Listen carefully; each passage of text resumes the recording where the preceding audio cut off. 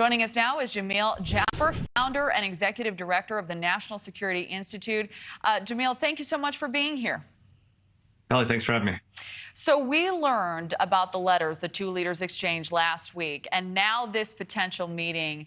These two are really seen as the bad guys on the global stage. Should we be concerned?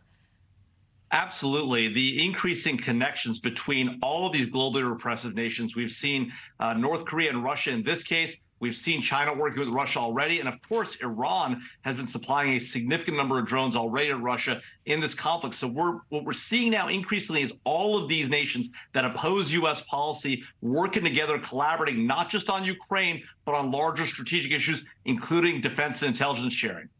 So what is the benefit both countries will gain from this deal potentially? Could Russia help North Korea develop nuclear weapons or with launching satellites, perhaps?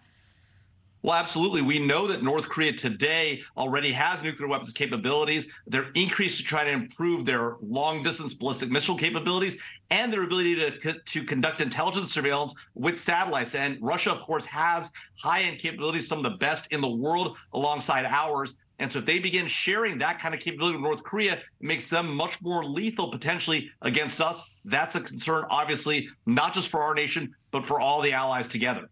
So the two countries could hold joint war games. What do you think that could look like? And could that raise any security problems for neighboring countries as well?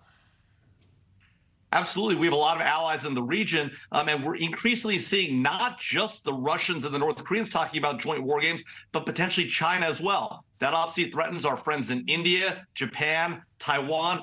The entire Asian region is potentially under threat. The Indo-Pacific, I should say, under threat from this kind of alliance. It's something we need to watch out very carefully for. Remember, we saw President Xi and President Putin get together just a few months back talking about the role they were playing in the world, now adding in North Korea and potentially Iran for the Middle East into that mix. Very lethal potential problem for us and our allies, not just in the Indo-Pacific, but Europe as well.